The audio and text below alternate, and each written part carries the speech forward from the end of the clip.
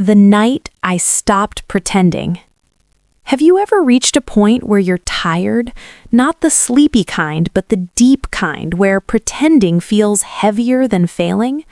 That night, I was sitting in a small apartment in the US, lights off, phone face down, realizing I wasn't just pretending to be fine in English, I was pretending in love, pretending in marriage, pretending I understood my life.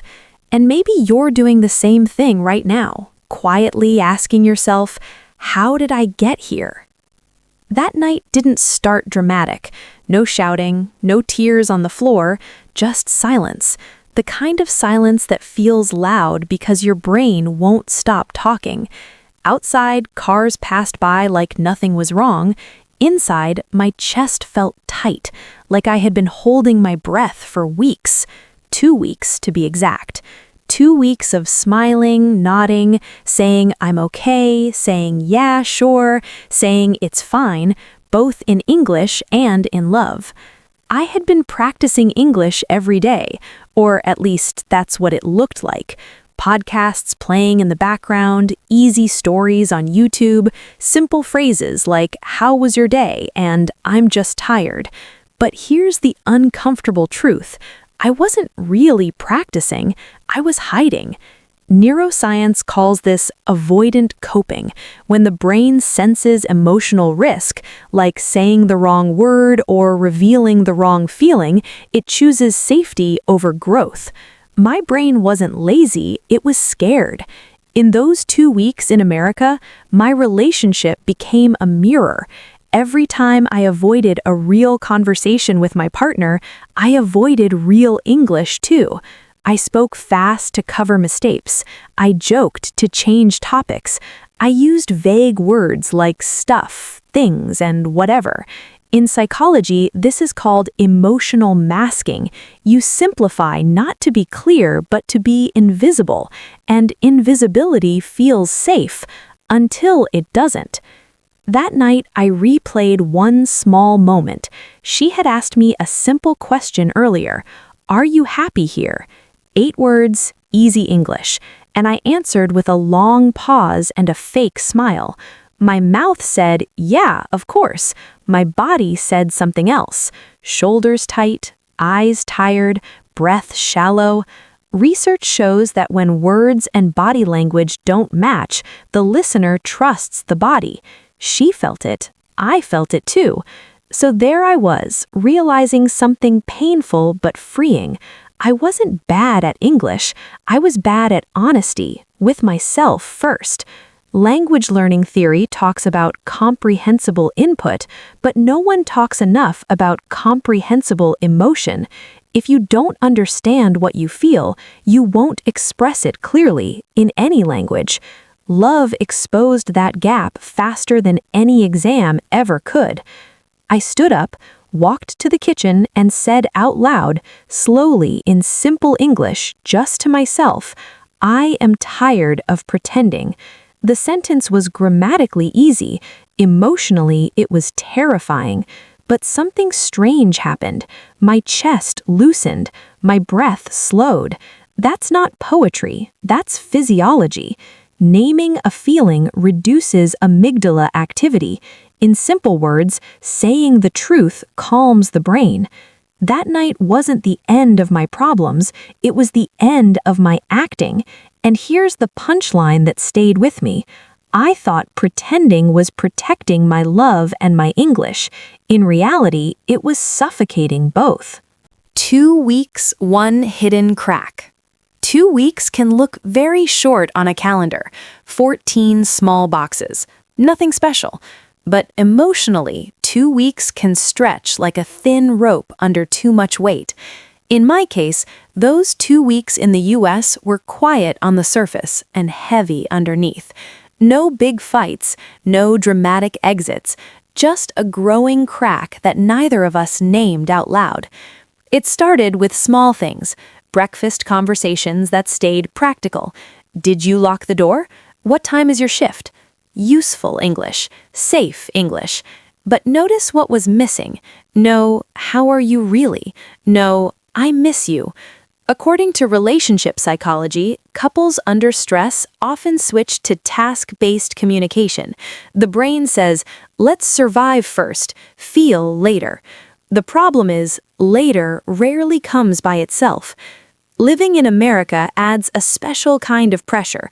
Everything moves fast, but you feel slow. You hear English everywhere, stores, streets, TV, and it reminds you constantly that you are not fluent. That feeling leaks into love. Studies show that language insecurity often transfers to relationship insecurity. When you feel small outside, you shrink inside too. One afternoon during that second week, we were walking past a grocery store. She said something casual, half joking. I didn't fully catch it. Instead of asking her to repeat, I laughed. That fake laugh, it's called a social repair mechanism. Your brain uses it to avoid embarrassment. But later, at home, the silence returned. Laughter borrowed time. It didn't solve anything. Inside my head, I kept repeating one thought: just get through this. That sentence is dangerous. Neuroscientists warn that when the brain enters endurance mode, it shuts down curiosity, and curiosity is the engine of language learning and of love. Without curiosity, conversations die. You stop asking, you stop listening, you stop growing. At night, I practiced English alone. Slow stories, simple sentences, but my mind drifted. Every sentence reminded me of what I wasn't saying to her. I could describe a character's feelings in English, but not my own. That gap creates cognitive dissonance, the stress you feel when your actions don't match your values. And stress, ironically, makes language learning harder. Cortisol blocks memory formation, so the more I avoided emotional truth, the worse my English felt. There was one evening when she sat next to me, scrolling her phone, and said softly, "You've been quiet lately." I answered quickly, "Just tired." Easy English, perfect grammar, completely false. Research on emotional honesty shows that repeated small lies, even polite ones, reduce relationship trust more than one big argument. Trust doesn't break loudly, it leaks. That's when I noticed something unsettling. I wasn't scared of losing her. I was scared of being seen, in broken English, with unfinished thoughts, with emotions I couldn't polish. The same fear that stops people from speaking English aloud was now shaping my love life. Fear of mistakes, fear of sounding weak, fear of not being enough. Those 2 weeks taught me a quiet lesson. Cracks don't appear because of hate, they appear because of avoidance, because of all the sentences you almost say, because of all the questions you swallow. And the most dangerous sentence of all is, "It's not a big deal." Because it was a big deal. I just didn't know it yet. Love in a foreign silence. Silence in a foreign country feels different. It's not just the absence of sound, it's the absence of familiarity. In the US, silence follows you home. It sits at the dinner table. It watches TV with you. And in those 2 weeks, silence became the third person in our relationship. During the day, everything around us spoke English fluently. Signs, cashiers, podcasts in cafes. Even the self-checkout machine sounded confident. At home, we didn't fight. We didn't cry. We just lowered the volume. Psychologists call this emotional withdrawal. When the brain feels overwhelmed, it reduces emotional expression to save energy.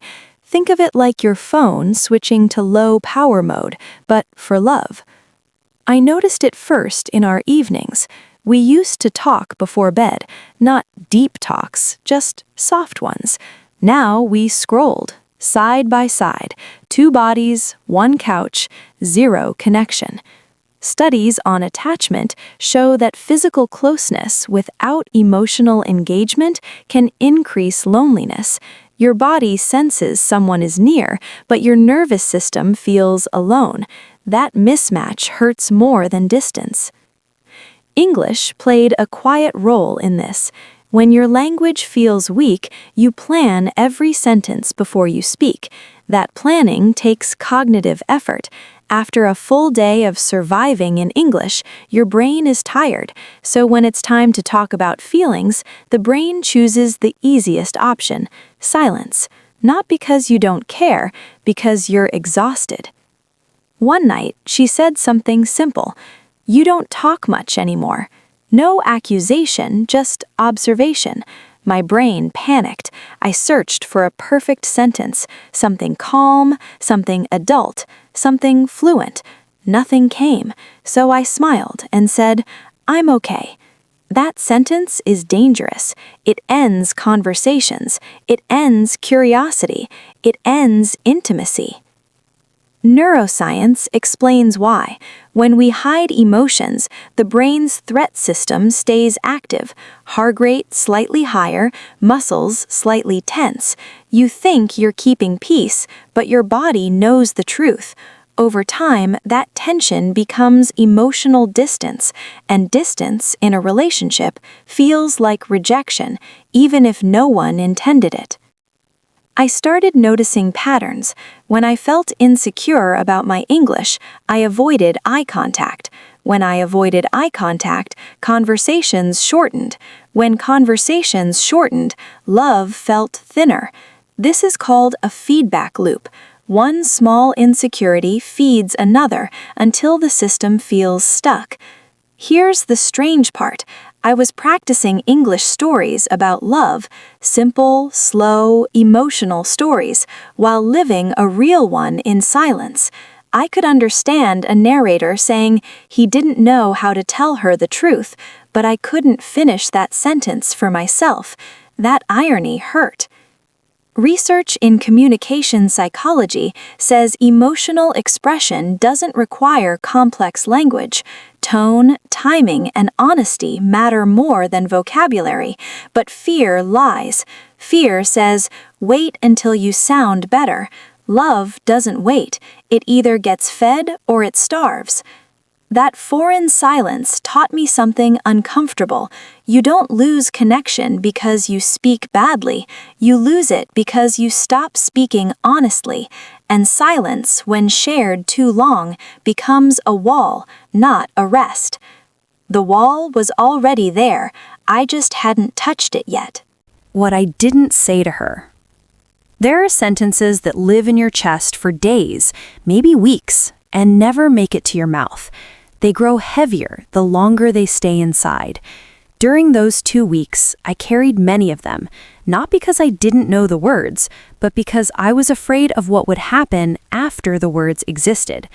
One sentence came back to me again and again. "I feel lost here." Simple English, no grammar trap, no big vocabulary. Yet I never said it. Why? Because saying it would make it real. Psychology calls this affect labeling. When you name a feeling, the brain stops treating it like noise and starts treating it like information, and information demands response. Every time I almost spoke, my brain interrupted. "This will start a problem. You'll sound weak. You'll say it wrong."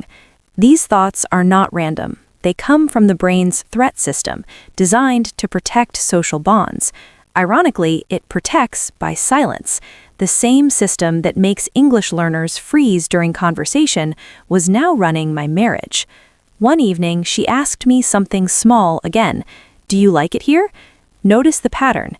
Easy questions. Open doors. I closed them gently every time. "Yeah, it's fine." Fine is the most dishonest word in any language. Linguists joke about it. Therapists warn about it. Fine means I don't want to talk about this. Inside, there was more. I wanted to say I missed home, that I felt small ordering coffee, that some days English made me feel like a child pretending to be an adult, that love feels harder when you don't feel competent in the world. Research shows that self-efficacy, your belief in your ability, directly affects relationship satisfaction. When you feel incapable outside, you pull back inside. But I didn't say any of that. Instead, I nodded. I scrolled. I went quiet. Silence felt safer than miscommunication, but safety without honesty is just a pause before damage. There's a cognitive bias called the illusion of transparency. We believe others can see what we feel, even when we don't say it. I assumed she knew I was struggling. She assumed I didn't want to talk. Two people, both guessing, both wrong. Language learning experts talk about output. You don't learn by understanding alone.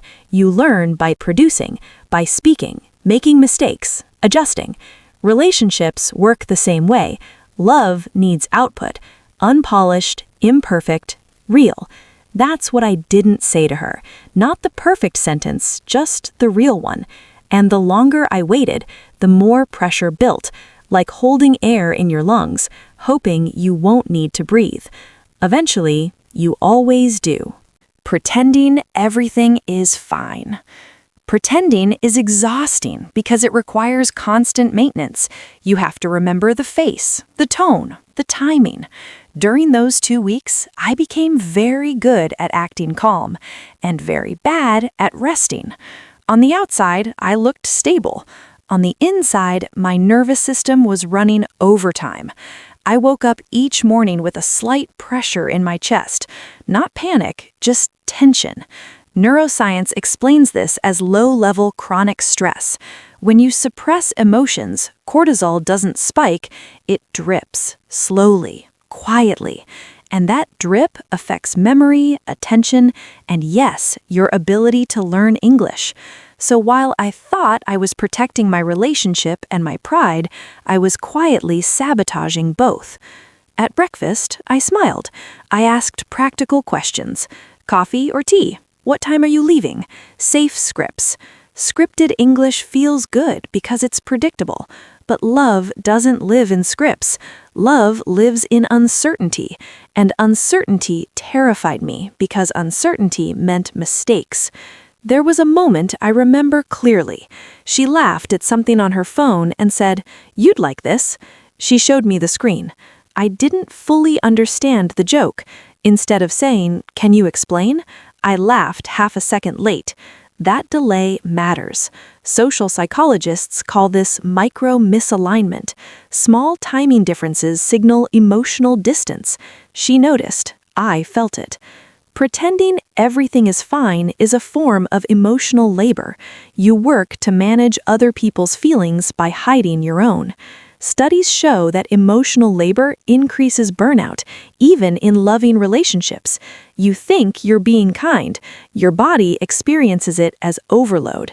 Here's the irony. I was pretending to be fluent, not just in English, but in life. Fluent husband, fluent immigrant, fluent adult. But fluency is not the absence of mistakes. Fluency is comfort with imperfection, and I had none.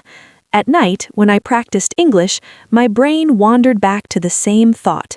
If I can't explain myself well, maybe I shouldn't explain myself at all. That belief is common among language learners. It's also deadly for intimacy. Silence doesn't keep peace. It delays conflict while increasing misunderstanding. Psychologically, pretending works short-term because it reduces immediate discomfort. Long-term, it increases anxiety because you're constantly monitoring yourself. That's why my body never relaxed. Even sitting next to the person I loved, I felt alert, guarded, performing. The moment pretending became unbearable wasn't dramatic. It was boring. That's the danger. Emotional disconnection rarely screams. It yawns. It scrolls. It waits for something else to matter more. That's when I realized something uncomfortable. Pretending wasn't about protecting her. It was about protecting my image. And love doesn't need an image. It needs presence. I just hadn't learned how to be present yet. English became the excuse. At some point, English stopped being just a language. It became my shield, my excuse, my perfect hiding place. Whenever a real conversation got close, English stood between us like a polite wall, not aggressive, not obvious, just there. I told myself a convincing story. When my English is better, I'll explain everything. That sentence sounds responsible, mature, even hopeful. But psychologically, it's a delay tactic. Behavioral scientists call this future bias, the belief that a future version of you will be braver, clearer, stronger. Present you gets a free pass to stay silent. Every time she asked something emotional, my brain calculated risk, vocabulary risk, grammar risk, emotion risk.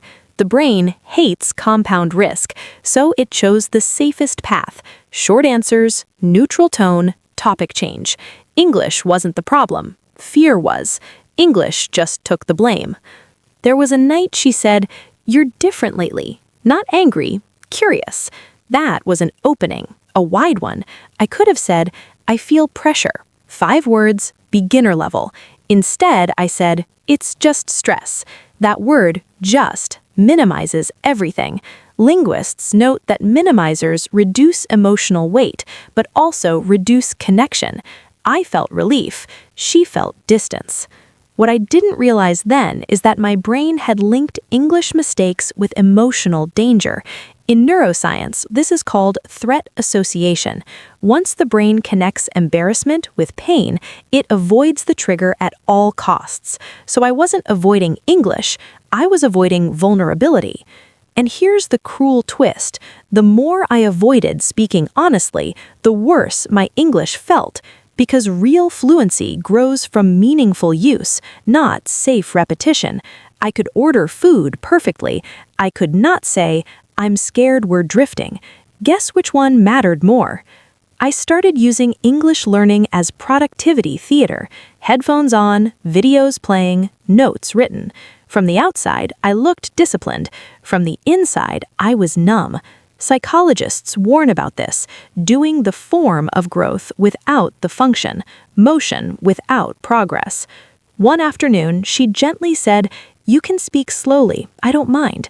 That sentence hit harder than any argument. She wasn't asking for perfect English, she was asking for me, slow, broken, real. That's when the excuse cracked. English had never demanded perfection. I did, and I used that demand to avoid the one thing both love and language require: risk. The truth was uncomfortable but freeing. I wasn't stuck because English was hard. I was stuck because honesty felt harder. And once I saw that, I couldn't unsee it. The small fight that hurt deep. It wasn't a big fight. That's what makes it dangerous. No shouting, no slammed doors, just a short exchange that ended too quickly and stayed too long in my head. Research shows that unresolved micro-conflicts often cause more damage than big arguments because they never release the pressure. They just store it. It happened near the end of the second week. Something small. Plans, timing, expectations. I misunderstood one sentence. She misunderstood my reaction. English played its quiet role again. When you're unsure of language, you over-focus on words and miss tone. I answered too sharply. She went quiet. Silence again. Familiar now. In that moment, my body reacted before my mind. Heart rate up, shoulders tight. This is the fight or freeze response. Many language learners freeze, not because they don't know what to say, but because their nervous system shuts the door. I froze. She said, "Never mind." 2 words. Heavy ones. Conversation over. Or so it looked, but emotionally, it had just started. I spent the rest of the night replaying it, editing sentences in my head like a bad movie. I should have said this. I should have explained that. Rumination, psychologists call it. Your brain chewing the same thought without swallowing. Here's the science part most people miss. When conflict is unresolved, the brain treats it as an open loop. Open loops drain attention and memory. That's why after that small fight, my English practice was useless. I listened, but nothing stuck. My brain was busy guarding a wound. What hurt wasn't the disagreement, it was the realization that I had once again chosen safety over clarity. I avoided asking, "Can we talk?" because I didn't trust my English under emotion, so I chose distance. And distance always feels logical in the moment. Later, it feels lonely. That night, lying in bed, I noticed something strange. I was more afraid of saying the wrong thing than of losing connection. That priority should scare anyone in a relationship. It scared me. Attachment theory explains this pattern. When people fear conflict, they minimize needs to maintain closeness. Ironically, this creates the very distance they fear. I wasn't protecting love, I was starving it. The fight was small, the lesson was not. It showed me that avoidance had a cost, and I was paying it daily, in stress, in silence, in slow emotional erosion. That night, I didn't sleep much, but I decided something quietly. No dramatic promise, just a simple thought. Next time, I will speak slowly, not safely. I didn't know how yet, but the decision mattered. A slow, broken conversation. The conversation that changed everything didn't sound impressive. No long sentences, no perfect grammar, no dramatic background music. Just slow words, broken pauses, and a lot of breathing. And somehow, that was enough. It happened the next evening. We were in the kitchen, neutral territory. I remember thinking, if I wait for the perfect moment, it will never come. Behavioral psychology confirms this. Clarity usually follows action, not the other way around. So I spoke before my courage could disappear. I started with the simplest sentence I knew. I need to talk. 4 words, beginner level. Her body changed immediately. Phone down, eyes up. That's what honesty does. It signals importance. Then I went slower than ever before. Slower than felt comfortable. My English is not the problem. Long pause. My heart was loud. I am scared to say how I feel. Silence. But this silence was different. It wasn't avoidance, it was attention. Neuroscientists call this co-regulation, when 2 nervous systems slow down together. My breathing slowed, hers did too. That's connection, not language skill. I said things imperfectly. I repeated myself. I used basic words. I feel pressure. I feel small here. I don't want to lose us. No metaphors, no advanced vocabulary, just truth in a child-sized cup. And it held more than I expected.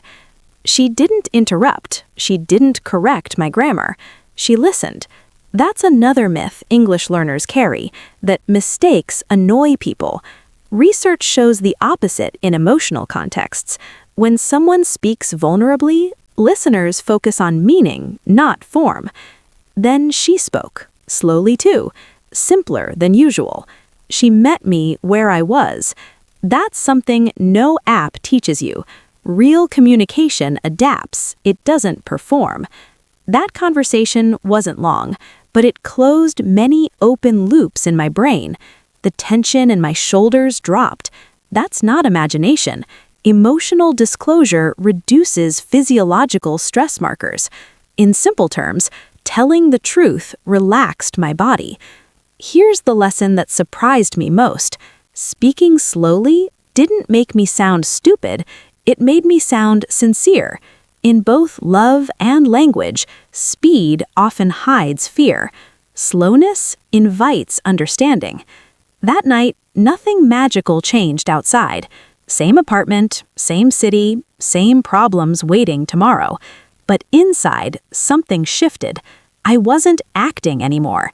And without the act, connection had room to breathe. For the first time in 2 weeks, silence felt like rest, not distance. When love needs simple words. After that slow, broken conversation, something unexpected happened. We didn't suddenly talk more, we talked simpler, and that simplicity changed the emotional temperature of everything. It turns out love doesn't need impressive sentences, it needs clear ones. The next morning, our conversation was almost boring. How did you sleep? Better. One word, honest. According to communication research, emotional safety increases when responses match internal states, not social expectations. Better was enough. No explanation, no performance. I started noticing how often I had used complex language to hide simple feelings, big words to avoid small truths. Language learners often think complexity equals intelligence. In relationships, complexity often equals distance. Simple words land faster because they carry less ego. There's a concept in cognitive psychology called processing fluency. Information that is easy to process feels more truthful. When I spoke slowly and simply, she didn't have to decode me, and I didn't have to defend myself. That freed mental space for connection. We still had misunderstandings. English didn't magically improve overnight, but something important changed. I asked for clarification without shame. Can you say that again? I don't understand. These sentences used to feel like failure. Now they felt like care, because asking means you want to stay connected. Neuroscience backs this up. When people feel safe, the brain's learning centers activate more easily. Safety accelerates language acquisition. So by reducing emotional pressure in our relationship, my English actually improved. Not faster, but steadier. I realized something else too. The same sentences that helped my relationship helped my English practice. I don't get it yet. Let's go slow. Can we try again? These phrases create permission. Permission removes fear. Fear blocks memory. It's a simple chain. One evening, I said something that would have terrified me 2 weeks ago. I feel lonely sometimes. No explanation, no apology. She nodded. That nod was understanding. Not because my English was good, but because my meaning was clear. Love doesn't reward fluency, it rewards presence, and presence is built from small, honest words said at the right pace. The irony is sharp. I moved to an English-speaking country thinking I needed more words. What I needed was fewer lies. Simple words didn't limit my expression, they freed it. Marriage under quiet pressure. Marriage doesn't usually break under loud explosions. It bends under quiet, constant pressure, especially in a place like the US, where everything looks functional on the outside, while many people are barely holding themselves together inside. For us, those 2 weeks revealed how pressure hides behind politeness. In America, life rewards independence. You're expected to figure things out quickly. Work, language, systems, even happiness. That expectation seeps into marriage. Without noticing, you start believing you should handle things alone. Psychologists call this internalized self-reliance. It sounds strong. In reality, it isolates. I felt that pressure every day, to be capable, to not complain, to not burden the person I love with my confusion. So I minimized my feelings. It's okay. I'll manage. These sentences sound supportive, but over time they create emotional distance. Because marriage isn't built on management, it's built on sharing load. Research on immigrant couples shows a common pattern. External stress increases, emotional communication decreases. Not because love weakens, but because energy runs out. When energy is low, honesty feels expensive. Silence feels cheap. I noticed how we both adapted. We became efficient, calm, organized. But efficiency is not intimacy. You can run a household like a business and still feel lonely inside it. The brain needs emotional signals, tone, openness, vulnerability, to feel bonded. Without them, the relationship feels functional. English added another layer of pressure. I didn't want to bring emotional chaos into an already hard environment, so I waited and waited. That waiting became a habit. Habits shape identity. I started seeing myself as the quiet one. That's dangerous. Identities harden behaviors. What changed after our honest conversation wasn't the absence of pressure. Pressure remained. Bills, work, uncertainty, still there. What changed was distribution. I stopped carrying it alone. That shift matters. Studies show shared stress feels lighter than solo stress, even when the total weight is the same. Marriage under quiet pressure doesn't need dramatic solutions. It needs permission to be imperfect together, to say, this is hard, to say it slowly, in simple words, without fixing it immediately. That's when marriage stops being a performance and becomes a partnership again. What are you pretending to be? At some point after the pressure eased a little, a question started following me around. It wasn't loud, it didn't demand an answer, it just stayed. What am I pretending to be? And maybe as you're listening to this, the question is quietly sitting with you too. Pretending doesn't always look fake. Sometimes it looks responsible, calm, mature. You pretend to be fine, strong, busy, or not bothered. In language learning, you pretend to understand. In love, you pretend it doesn't hurt.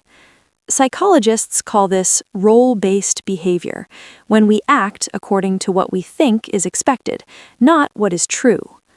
The brain likes roles because roles reduce uncertainty. The cost is authenticity. For me, the role was clear: the capable partner, the adaptable immigrant, the English learner who never complains. That role earned me approval. It also quietly erased parts of me. And erased parts always come back, usually as resentment, fatigue, or distance. There's a cognitive illusion called the false self effect. When people consistently act out of character, their sense of self weakens. You feel foggy, unmotivated, disconnected. That's not laziness, that's identity fatigue. Many people think they've lost motivation to learn English. Often, they've lost permission to be imperfect. I started noticing how pretending showed up in small ways. Nodding too fast, laughing too early, saying I know when I didn't. Each moment seemed harmless. Together, they built a wall between who I was and who I showed. And relationships feel that gap, even when words don't explain it. So here's the uncomfortable invitation. Ask yourself, gently, are you pretending to be fluent?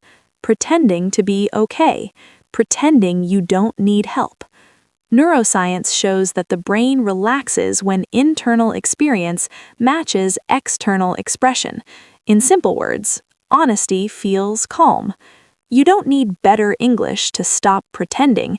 You need courage to use the English you already have. I'm confused. I'm tired. Can we slow down? These are not weak sentences. They are grounding ones. When I stopped pretending, nothing collapsed. No one left.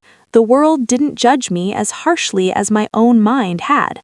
That realization changed how I learned, how I loved, how I showed up.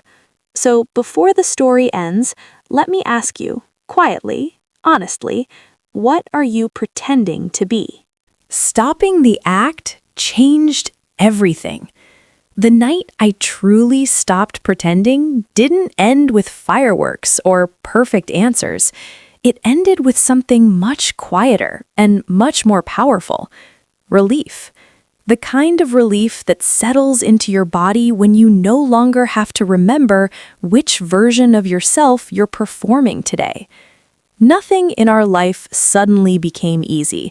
We were still in the US, still surrounded by fast English, unfamiliar systems, and quiet pressure. But the way I showed up changed. I stopped pretending to be emotionally fluent when I wasn't. I stopped waiting to sound perfect before speaking. I chose presence over performance. And here's the unexpected part. When I stopped pretending in love, my English started to feel easier. Not faster, not more advanced, just more real. Because language is not about sounding smart, it's about transferring meaning from one human nervous system to another. When you're honest, the message gets through, even with simple words. Science explains this clearly. When fear goes down, the brain's learning system turns on. When performance pressure disappears, memory improves. When you feel emotionally safe, you speak more freely. Love created safety. Safety unlocked language. Language deepened connection. A quiet loop, but a powerful one. Looking back at those 2 weeks, I'm grateful for the discomfort. It showed me something many people avoid for years. Pretending delays growth. In relationships, in English, in life. You don't need to become someone else to move forward. You just need to stop acting like you already are. So if you're watching this while feeling stuck in English, stuck in love, stuck in pretending, you're not broken. Your brain is protecting you the only way it knows how. But protection is not progress. Progress begins the moment you say, slowly and honestly, "This is hard for me." That sentence sounds small, but it can change everything. If this story resonated with you, please hit like so I know you're here. Leave a comment with a very simple English sentence. For example, "I will stop pretending." It doesn't need to be perfect, just real. And if you want to practice listening, reading, and speaking English through real-life emotional stories like this, make sure to subscribe and turn on the notification bell. That's all for today. I'll be making more videos like this in the future. Please subscribe to watch them.